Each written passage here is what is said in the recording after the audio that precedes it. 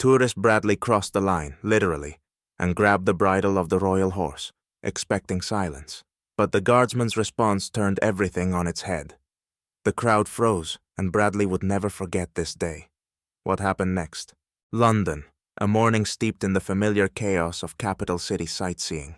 Buckingham Palace gleams in the sunlight, while in front of it, like statues, stand the royal guards. Their red and gold uniforms and imposing bearskin hats draw gazes like magnets. For some, they are symbols of discipline and tradition. For others, sadly, just costumed props. Among the crowd, a loud, boisterous, and, if we're being honest, somewhat irritating American tourist stands out. His name is Bradley. Tall, wearing a bright baseball cap emblazoned with "Born to Rule" and a t-shirt featuring Big Ben, he carries with him an air of unwarranted confidence. A camera hangs around his neck. His voice is far too loud, and of course, he wears that signature expression. "I paid for this show, so entertain me. Hey guys, look at these dudes. Do they even move? Or are they just really lifelike mannequins?" he bellows, his voice cutting through the din of the crowd. His friends chuckle beside him, but a few other tourists throw disapproving glances. A bespectacled man whispers to his wife, "This is why foreigners ruin the whole atmosphere." Bradley doesn't notice. He's already locked onto his target, a guard named James, standing rigidly next to his horse. The horse is noble and serene, its black coat gleaming, and its eyes exuding a dignity that leaves some onlookers frozen, hesitant to approach. But not Bradley. "Hey, what do you think will happen if I test whether he's real? Maybe he'll even talk," he says with a smirk, striding confidently toward the guard. The crowd begins to murmur, and some people have already taken out their phones, anticipating the absurdity about to unfold. James, a young guard with a face carved like stone, remains still. His gaze is fixed in the distance, but a faint tension in his posture betrays him. He has seen tourists like this 100 times before, those who think everything on this square exists solely for their amusement. Bradley steps closer to the horse, crossing the white line clearly marked as a boundary. The horse shifts its hoof slightly, as if to warn, "One more step and you'll regret it." But Bradley only laughs. "Hey girl, don't worry, I'm friendly." And then, disregarding every sign, all common sense, and basic courtesy, he reaches for the bridle. At this moment, the crowd stiffens. Someone gasps. A whisper cuts through the tension. "This is going too far." And you, dear reader, might be thinking, "Really? That's his big plan? To touch the royal horse?" Yep, that's exactly what he's doing. James, true to his training, remains motionless, but his voice cuts through the air, firm and precise. "Step away from the horse." The words hang in the air, as sharp as if they had been carved from stone. The crowd falls silent. Bradley freezes for a moment, then grins and, with exaggerated theatrics, pulls his hand back. Okay, don't lose your cool, buddy. I just wanted to say hi." But then, someone in the crowd shouts, "Leave them alone. They're not here for your entertainment." The remark lands like a slap, forcing Bradley to turn around. He tries to play it cool, but a flicker of embarrassment crosses his face. James, maintaining absolute composure, shifts his gaze back into the distance, as though nothing had happened. But we know better. The tension isn't gone yet, and the real drama is still to come. Bradley, of course, isn't the type to back down easily. In his mind, there's a clear mantra. "I'm a tourist, and I'm paying for this show." After all, who is this silent guy in the red uniform to set boundaries for him? Smiling his signature smug grin, Bradley does what everyone in the crowd unanimously considers complete stupidity. He grabs the horse by the bridle. The horse naturally isn't a person and can't roll its eyes, but its sharp neigh and the sudden shift of its body speak volumes. James, who had been standing motionless until this moment, takes a deliberate step forward. His voice rings out, more command than request. "Remove your hands." A second of silence follows. Someone in the crowd gasps, while others whisper, "Did he seriously just do that?" Bradley, of course, laughs, as if the guardsman before him isn't a centuries-old symbol of tradition, but his personal entertainer. "Oh, come on, buddy. It's just a joke. Why so serious?" If you're thinking, "Seriously, Does he think he'll get away with this? You're not alone. Most of the spectators share the same thought. But Bradley doesn't stop. He makes another attempt, reaching for the bridle as if trying to prove something. At that moment, the horse steps sideways, shakes its head sharply, and yes, Bradley loses his balance. He falls into a puddle. Not just any puddle. The one that had been collecting the remnants of last night's rain. It's big, muddy, and now it's his new stage. The crowd erupts in laughter. "Well, there's your show, pal," someone mutters. But of course, Bradley isn't done yet. He tries to get up, but does so in such a clumsy manner that whatever authority he had left crumbles completely. James, meanwhile, remains unshaken.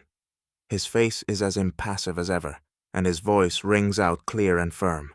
"Step behind the white line, now." The words land like a final blow. The crowd freezes, watching this showdown between discipline and its complete absence. Bradley's friends attempt to intervene. One of them, a guy wearing a t-shirt that says, "Keep calm and drink beer," yells, "Hey, come on, he's just a tourist. Cut him some slack." The crowd reacts with mixed opinions. Some step in to defend Bradley, claiming he was just trying to have a little fun, while others voice their disapproval. "This isn't a circus. It's a tradition. Show some respect." The tension is palpable now, as if everyone is holding their breath, waiting to see what James will do next. But James, defying all expectations, doesn't rise to the provocation. He stands firm, the embodiment of calm, as if to say, "Your disrespect isn't my problem. My duty is to uphold tradition," and it works. Bradley, wet, angry, and thoroughly embarrassed, slowly retreats behind the white line. The crowd starts murmuring. Some are filming the incident, while others, like an elderly woman with an umbrella, shake their heads and mutter, "No respect anymore." You're probably thinking, well, he got what he deserved. And that's exactly the thought uniting most of the spectators at this moment.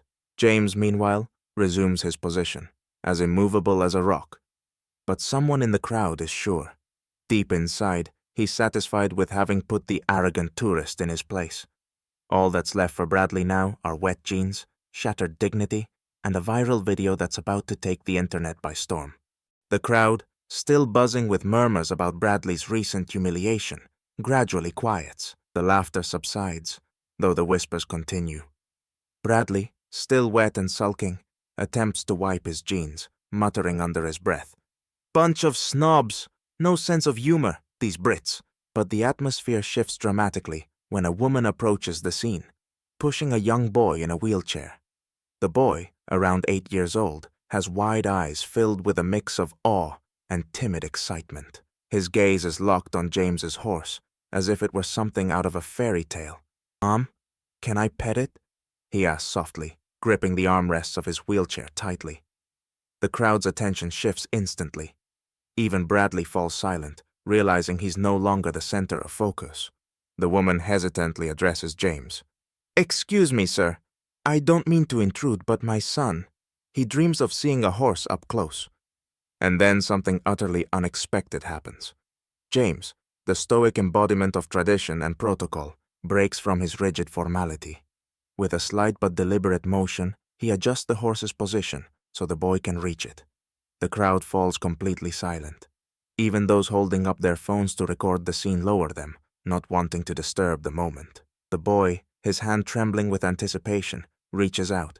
His fingers barely graze the horse's sleek, shiny coat, and the smile that spreads across his face is enough to soften even the greyest of London skies. "She's so soft," the boy whispers, his voice trembling with pure delight. James remains as composed as ever, but the subtle flick of the reins reveals his inner humanity.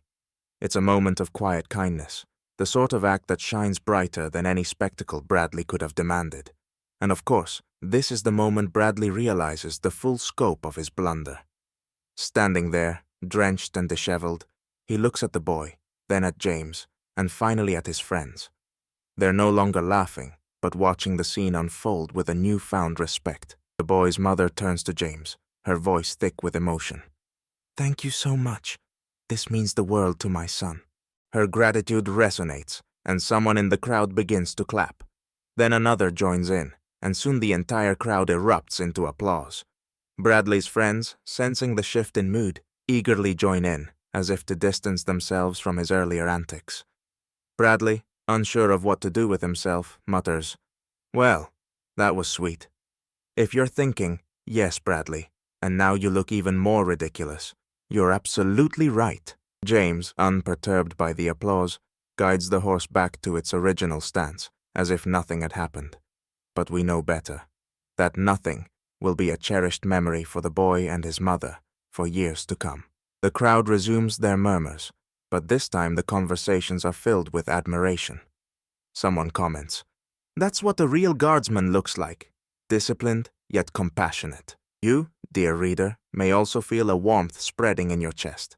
Let's be honest, though. This moment has only made Bradley's earlier behavior seem even pettier and more laughable against the backdrop of James's quiet dignity. Bradley, still soaked, dirty, and finally humbled, slowly gets to his feet. His confidence has evaporated, along with the last drops of water dripping from his jeans.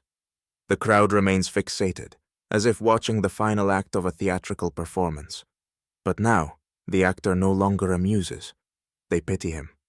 He takes a tentative step toward James, who has resumed his statue-like stance, holding the horse's reins with unshaken dignity. The guardsman stares ahead, as though the tourist before him had never existed. "Hey!" Bradley's voice is uncertain, tinged with a hint of shame. "I'm sorry. I was out of line. This moment feels like the culmination of the entire spectacle. You might think, here it is, an epiphany, or at least the closest thing to one." James says nothing. He merely gives a slight nod, a gesture so simple yet so majestic it speaks louder than words. The horse, sensing that the ordeal is over, shifts its hoof and calmly returns to its original position. The crowd, which just moments ago buzzed with animated whispers, begins to disperse. Some leave with approving nods, while others linger a little longer to snap a final photo. Yet the atmosphere in the square has transformed. It now feels infused with a sense of reverence. Bradley, head hung low, retreats to his friends. One of them, breaking the silence, quips, "Well, Bradley, maybe next time just buy a souvenir magnet." The crowd chuckles, not maliciously this time, but with a light-heartedness that feels like the closing note of this story. Even Bradley, it seems, accepts the laughter as a fitting punishment. Meanwhile, the boy in the wheelchair, still glowing with joy, thanks his mother for the chance to pet the horse. Together, they quietly leave the square, carrying with them a memory that will last a lifetime. The next day, a scene from the life of the Royal Guard goes viral. A video showing James helping the boy and maintaining his composure in the face of an obnoxious tourist racks up millions of views. The comments pour in, full of admiration. "Now that is what true discipline and humanity look like. This guardsman is a hero. Take notes on how to keep your dignity. Bradley totally deserved that puddle." Even Bradley doesn't escape the limelight. In a short video, he issues an apology.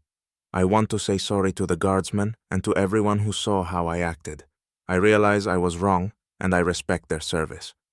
While not everyone accepts his apology, the gesture at least adds a touch of humanity to his bruised image. James, however, remains at his post. For him, this day is just another shift. He stands immobile, a symbol of steadfastness, discipline, and respect for tradition. The horse idly sniffs the air as yet another crowd of tourists gathers in front of the palace. And though it's just a job for James, for the boy in the wheelchair, and for millions of people who watched the video, he became something far greater, a testament to the power of quiet kindness and humanity, even within the strictest protocols. As grandiose as it may sound, moments like this remind us all that respect isn't optional. It's essential. Or as Bradley might put it, a puddle is a great teacher.